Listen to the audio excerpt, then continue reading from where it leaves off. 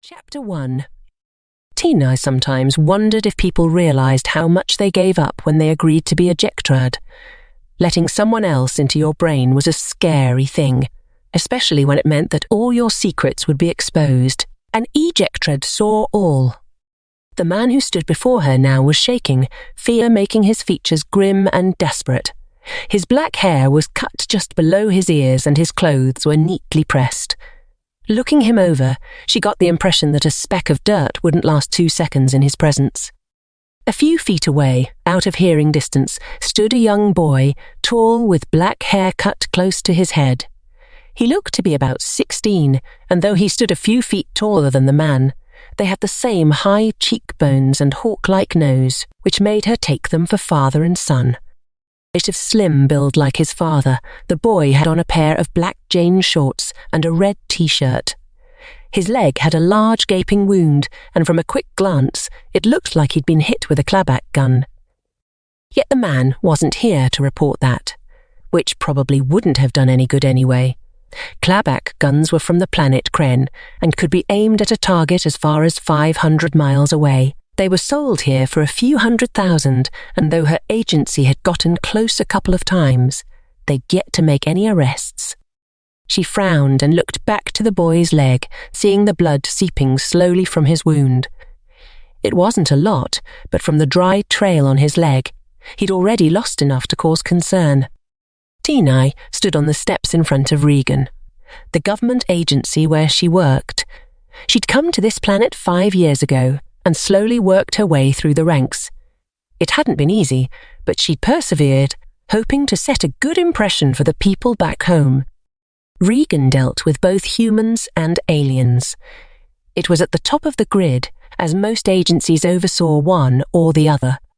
She looked at the boy's leg again, knowing she couldn't just walk away. "Let's get him inside," she said to the father. "I'll run a projection gun over it. It should close the wound and root out any infection." The man's eyes went wide, and he looked back at the boy, talking in a low whisper. "You can't do that. We can't hide anything from her. She has to know." His voice trembled when he spoke, and Tinai wondered exactly whose he was. The boy, for his part, just looked bored. His leg didn't seem to be bothering him all that much, and from the way his eyes continued to stray down the street, Tinai figured he just wanted to go home. On closer examination, she saw the slight orange of his eyes and noticed that his ears were pointed and thick. Ah, it made sense now. This boy's mother must be from the planet Cloen. Unlike her magenta-pink skin colour, Cloen's were completely blue with orange eyes and hair. Tinai looked at the young man again. Cloen's threshold for pain was 5 times that of a human, which meant he probably didn't feel the pain in his leg. That still didn't explain what his father wanted, though. Tina gripped her bag tight over her shoulder. It had been a long day, and she looked forward to unwinding with a tall glass of wine from her home planet, Yanun. Her fiancé, Ilin, was still on Yanun, as he'd yet to be cleared for Earth travel. Well, that's what he kept telling her anyway. She was beginning to have her doubts. Regardless, though, tonight they would talk face-to-face on the in-commuter phone. The screen was 60 inches long and allowed her communication with her planet as well as many others. Her favourite Yanun show came on tonight, and she didn't want to miss it. Island would cue it up on the screen for her, and it would almost be like she was back home watching. A jolt of excitement went through her just thinking about it. The only thing standing in her way was the man in front of her. "What do you want, mister?" His eyes watched her intently, and she got the most uncomfortable feeling that she was being put on trial and judged. "Logan? Name's Shane Logan, and you have to help me." Mr. Logan, Shane, swallowed hard and looked around. "I can't take him home to her like this without protection. You have to help me." Tinai saw her night with wine and Island dissipate into thin air. She ran a hand through her shoulder-length pink hair as she knew she'd be taking this man's statement. She let out a soft sigh and reminded herself that this was what she'd signed up. She'd wanted this promotion. Ejectrad was something that came naturally to her planet, and she meant to represent Yanun as best she could. If she did well, then maybe more Yanun would be allowed to come. Tinai smiled at the thought. Nothing beat the off-planet experience of learning about new cultures firsthand. Being able to bring those teachings back to Yanun was invaluable, and it paid. She wanted to help other Yanun men and women have the same opportunity that she did, but she also wanted to help this man, whose fear by now was palpable. His hands flexed, seemingly unconsciously at his side. Will you do it? He wiped sweat from his face, and she almost got the impression that if she said no, he'd break down right there in front of her. Will you use the ejectrat to stop her before someone gets hurt? Tinai nodded, and the man sagged in relief, his slim shoulders slumping a bit as he did so. She looked at the boy. He was strangely quiet, eerily so, as most 16-year-olds she knew talked a mile a minute. Logan had probably told him they were here to report the leg wound and then made sure his son stayed out of hearing range. Tinai wondered at the boy's mother and found herself intrigued to know more about this family. She felt in her pocket for her blue house pod. It was about the size of a quarter, but once she punched in a few codes, it became a fully fledged. She used it whenever she had to ejectred someone. Usually, she set up near the person's home, so she'd be close in case trouble popped off. To ejectrad someone was to take a back seat inside their brain. In so many ways, she would become that person. Their thoughts would be her own, yet she would still be conscious of herself. Tinai always stayed in her pod while this happened, and everything was recorded on her Laxon screen. If the lady attacked her husband as he thought she would, they'd have first-hand proof of her misdeeds. Many criminals have been stopped this way, and it did Tinai's heart good to know that she was contributing to planet Earth in such a beneficial way. "Give me your address," she said. He scribbled something on a piece of paper and handed it over. Will I feel you? He pointed to his head. Tinai walked down the steps and headed for her car, Logan and his son right behind her. Ejectrate subjects always asked this. It was a valid question. No, but I'll be with you the whole time.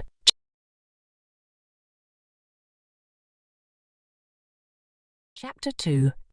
Tina's house pod was about 1,200 square feet. On the inside, it was mostly blue and grey, her favourite colours. The first room held a brown recliner, set up in front of her 60-inch Laxon screen so that she comfortably watched the action. 2 plush blue couches sat opposite each other in the small living room. One had newspapers thrown on it from her last mission, and the grey table that sat between the chairs had empty take-out cartons from her favourite Chinese restaurant.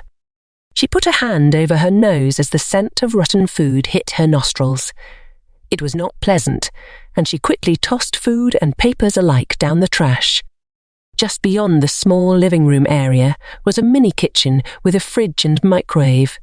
She kept snacks here, just to have something to munch on while she watched. She reached into the cabinet and pulled out a bag of salt and vinegar chips. They didn't have these on Yanun, and she discovered that she loved the flavour.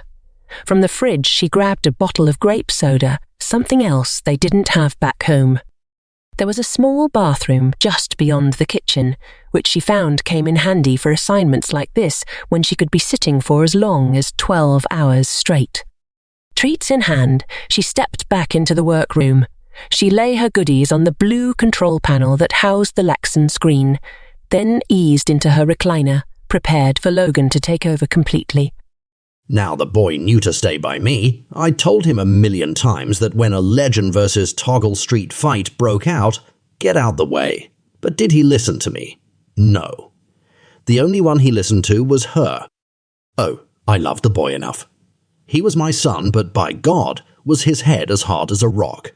Sweat danced briefly on my eyelid, knowing when she found out there'd be hell to pay. Me and the boy walked up to the porch. It was a nice house we lived in. Made of red brick, it was a simple 3-bedroom, with 2 full baths and a living room. The porch held a rocker and 4 patio chairs, all with green cushions. Though we'd bought them last year, they looked like they'd been delivered yesterday, as she made sure she kept everything in pristine condition. The boy had a slight limp to his walk now, and I held him by the waist, hoping that would win me some points with her when she saw what had happened. The living room held a black couch with a love seat to match. They sat across from each other, 2 end tables beside each one. A 50-inch TV sat in front of them, and she had the walls painted a sea blue color. I always felt as if I was in the ocean when I stepped in here. I didn't like the water, so I avoided coming in here as much as I could. She was at her desk now, which was right beside the entrance. She used her swivel chair to turn around, and I noticed that neither her laptop or papers were disturbed by this action. Skin completely blue. Her hair was a spiked orange that matched the color of her eyes and nails. She was a slim woman and as tall and graceful as the day was long. She smiled when she first saw us, then her eyes froze on the boy's leg. My heart turned into a jackhammer, a sweat dripped down my face.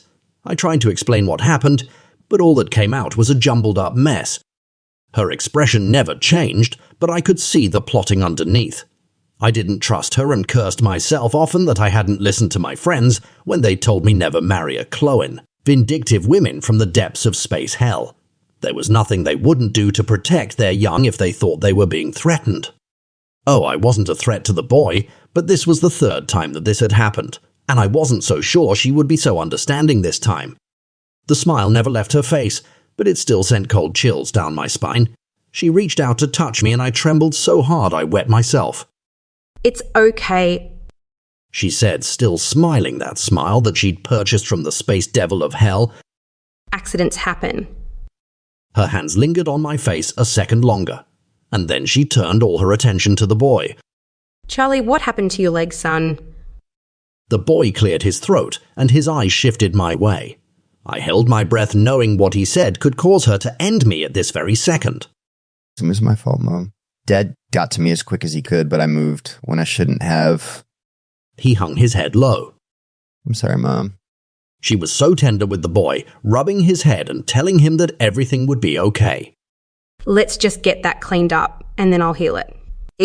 She smiled, a soft smile that she used only for him. "Or maybe I'll let you do it, and you can show me how well your powers work now." She guided him out of the room, and I stood shaking as I watched them go. It was all over. She'd come for me now, of that I was sure. Best I could do was prepare myself. I stood a little taller, not willing to give my life up just yet. It was decided. I was not going down without a fight.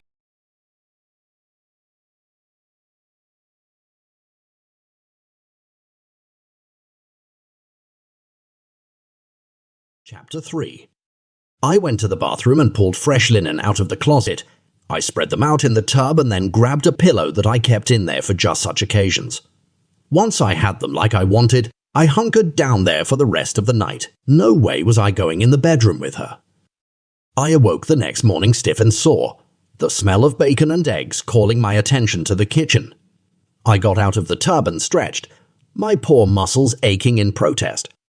I put the bedding up and then washed my face and brushed my teeth. I should have known that she'd be up, probably cooking breakfast for herself and the boy.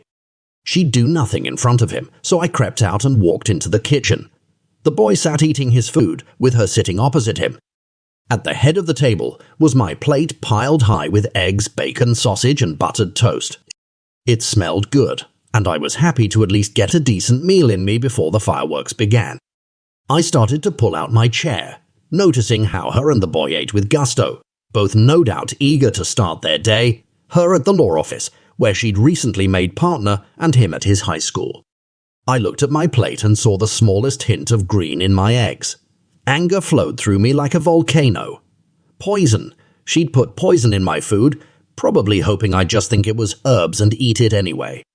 I sent a chuckle her way described as love, as my hands tightened on the back of the chair. I'd known she was coming for me, but this was just low. My knuckles began to ache, and I let the chair go, not wanting to alert her that I knew what she was doing. Oh, why did she have to be such a nasty clone? The boy was okay, no harm done. She'd healed him up all right. I swallowed hard and tried to come up with a reason not to eat breakfast that wouldn't make her suspicious. "Think I'll just have a cup of coffee," I said, walking over to the pot. She jumped up, and I flinched back with a shriek. She paid that no mind. "Of course, dear. Let me get that for you. Sit down. You look tired." Mean, mocking devil woman. My hands shook with anger as I finally sat down. She knew damn well what she was doing, and I wasn't falling for her little innocent act. She set the steaming mug before me and then went back to her food. I missed you in bed last night. Did you fall asleep at your desk again? I eyed the coffee suspiciously and then nodded, not willing to meet her eyes. She stood, and my whole body began to shake. I guess you'll be going to work now? She stared down at me, nothing but promises of vengeances on her face. I tried not to scream as she leaned over to give me a chaste kiss on the lips, and I had to bite my tongue to keep from flinching. See you tonight, she said in a voice that let me know they'd be hell to pay when she got home later. I stayed glued to my spot, my heart doing jumping jacks until I heard the front door slam. Once I was sure she was gone, I made a mad dash for my bedroom, aiming to find something to protect myself with. When I tumbled through the door, she was standing in the middle of the room, an evil glint in her eyes. I screamed and held my hands up, but she only smiled. Sorry to scare you. I heard a jingling sound and saw that she held a set of keys in her hands. Can't go anywhere without these. This time I waited a full 10 minutes before I moved a muscle. Usually, I sat around watching TV until she came home to start dinner. Today I would do no such thing. Today I would figure out a way to protect myself from her. Stomach growling because I'd missed breakfast, I went back into the kitchen to see what she'd left me for lunch. I pulled out a plate covered with foil wrap. It was cold to the touch, and I knew that it'd been in the refrigerator probably since yesterday. Sitting at the table, I unwrapped it and saw my favorite meal of stuffed chicken breast with carrots and green beans. I licked my lips in anticipation and then thought about it. Oh, she was a tricky one. I smacked the plate across the table, sure it'd been spiked with the same poison as the eggs. I laughed. It was a dry and humorless sound. She really thought she was smarter than me. Always had, working at that fancy lawyer's office, paying all the bills, only giving me $100 a day for allowance. I scoffed as I thought about it because I knew she spent more than that on the boys' school activities and clothes. I ran a hand down my face, wondering what I was going to do for food, then remembered that she kept money in her top dresser drawer under her panties. She didn't think I knew that, and I held it as close to my chest as I could, never wanting to give myself away. I went to the drawer and easily plucked out a 20. I'd order me a pizza and have that for my breakfast, lunch, and dinner.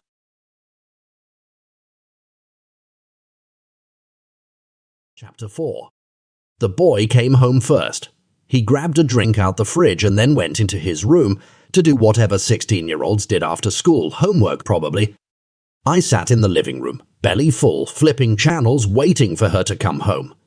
Tonight, there would be a reckoning, of that I was sure.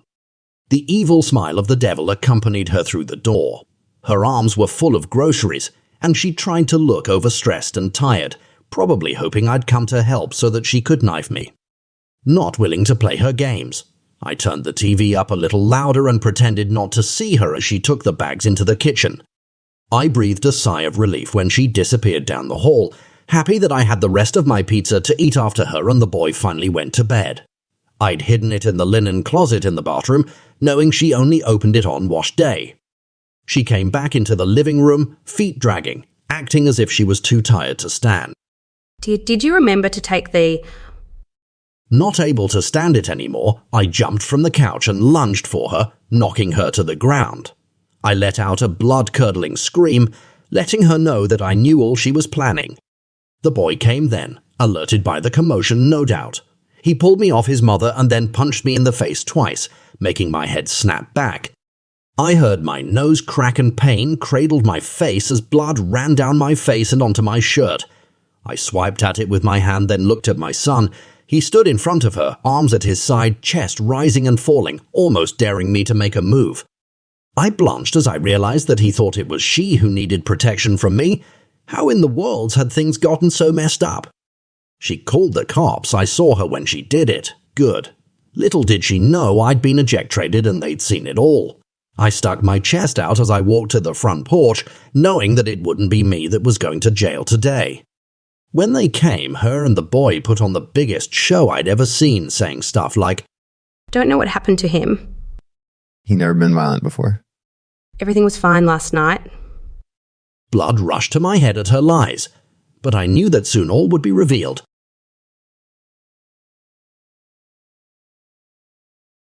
Chapter 5.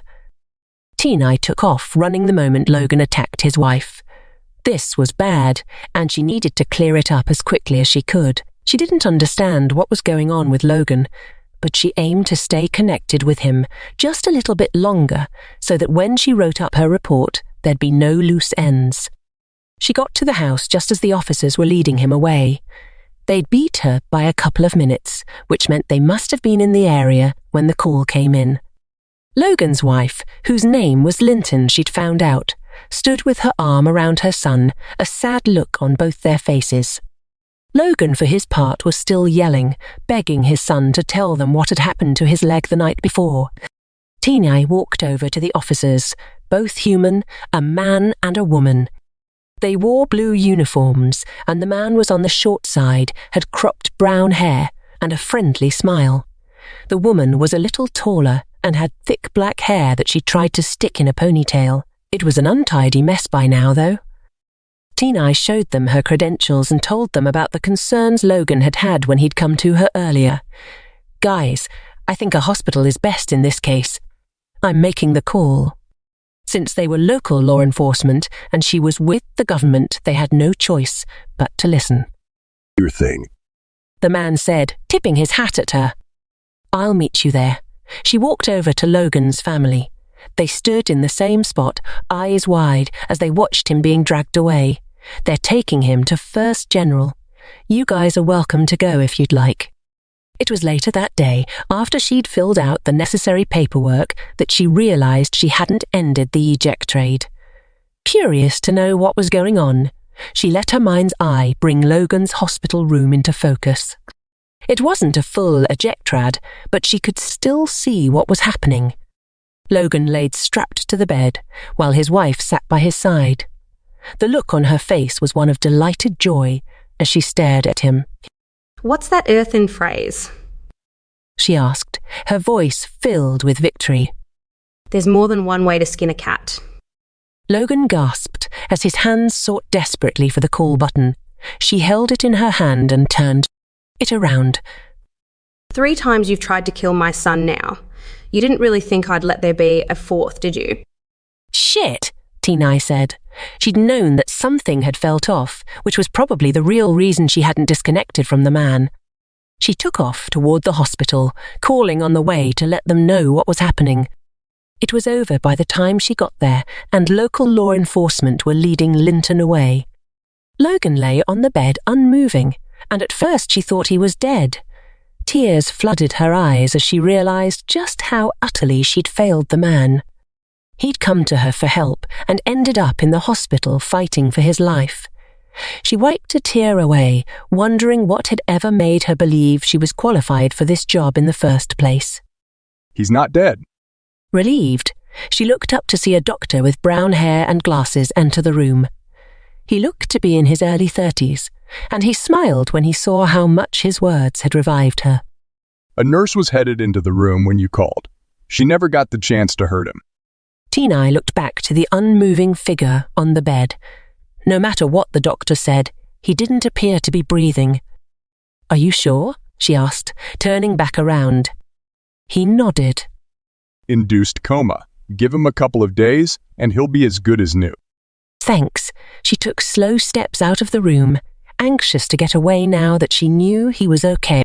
She didn't see their son Charles anywhere, but the Clowen were very family-orientated, so he was probably with friends or family. She put out an APB, either way, just to make sure he was safe. Later that night, Tinai sat with a glass of Yanun wine held tight in her hand.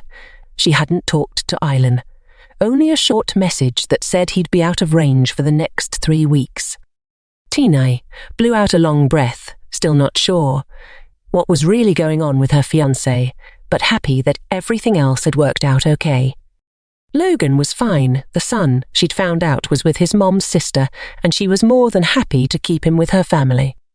All in all, Tinai figured it had been an interesting course of events, and she couldn't wait to go into work the next day to see what the future held.